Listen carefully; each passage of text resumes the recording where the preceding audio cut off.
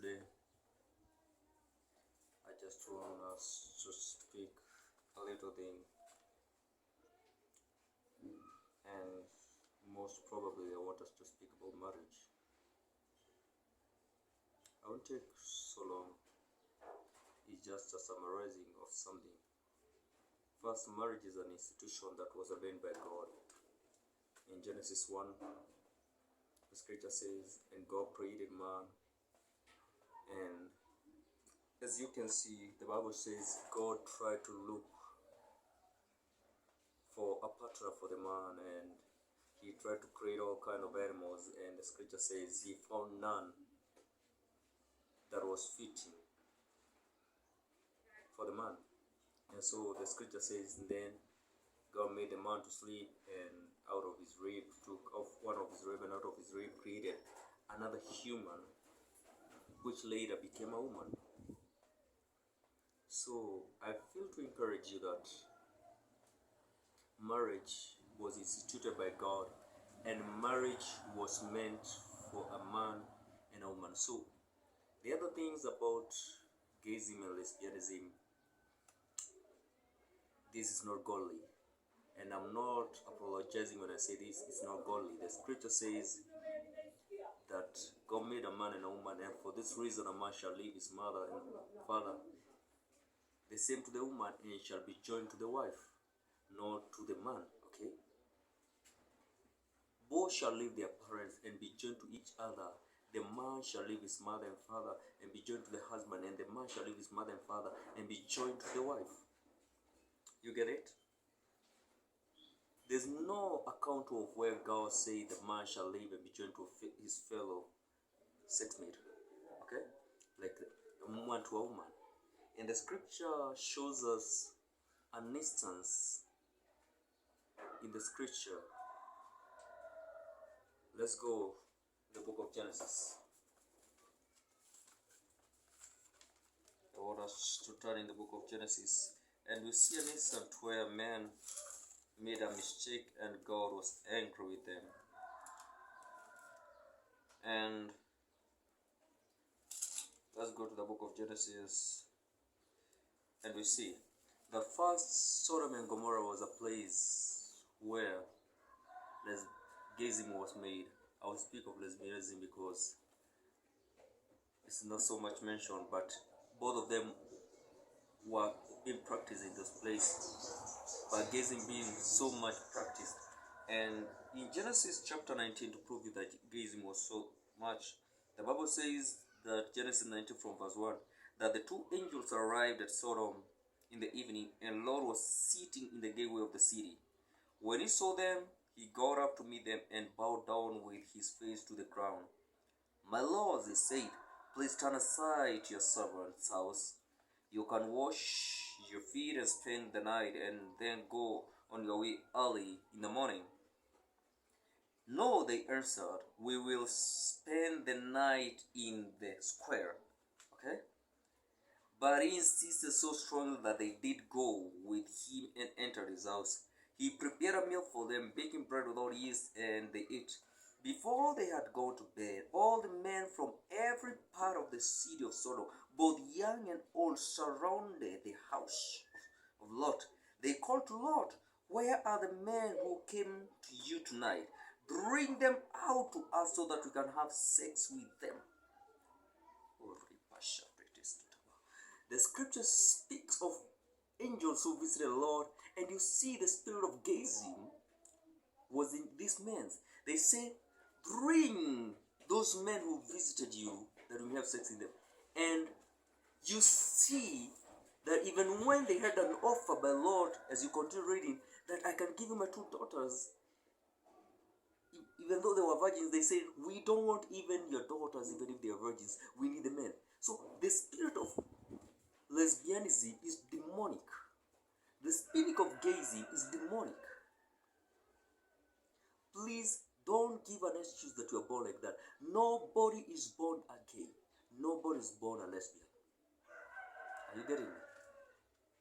We are all born normal children. We make decisions on how we want to live. It's just like a man said, I was born I was born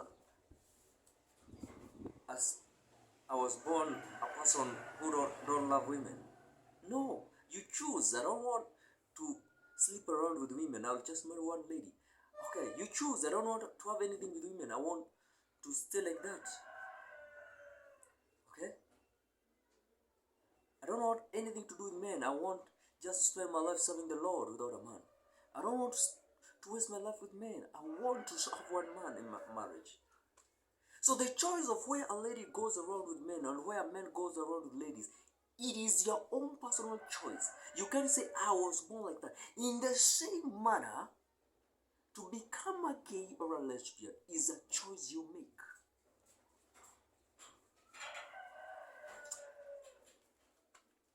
Let me warn you outside there who you're doing this. Please repent. Sodom and Gomorrah went into destruction because of the irrepentance. You yourself know this thing is not godly. You know that. You just love it, but you know it's not good. Okay? Please. Change your way. Change the way you think. I was not born a gluttony. You practice gluttony. I was not born rich.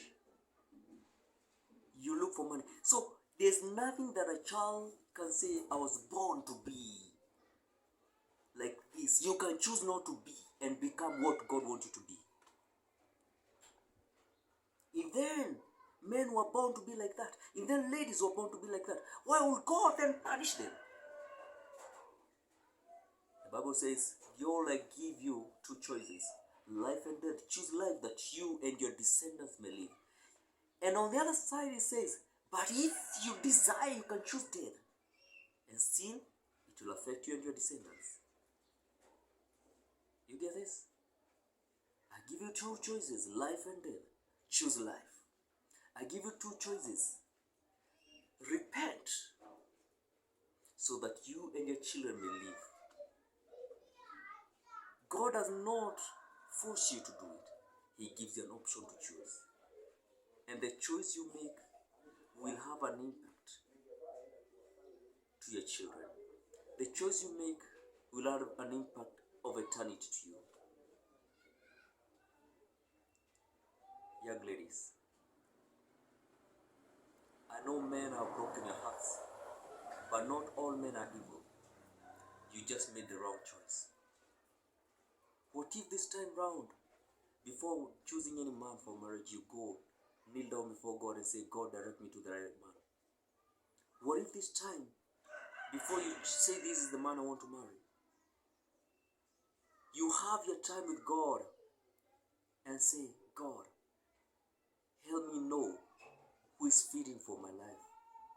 Who is that bone of my bone and that flesh of my flesh? You men out there, I know you think all ladies love money. All ladies want to use you. Come on. There are other good, respectful ladies out there. Have you sought the Lord about it? I can understand your breakups for you ladies and men. I know their heartbreaks. You loved that person so much, you trusted them so much, but later they cheated on you. Later they dumped you. That's not an excuse to do wrong. That's not an excuse to sin against your God who created you. How can a mere man make you wrong your Father who created you?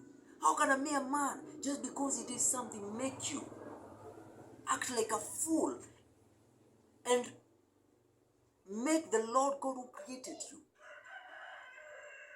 feel sorry or regret for ever making you? Come on. Repent.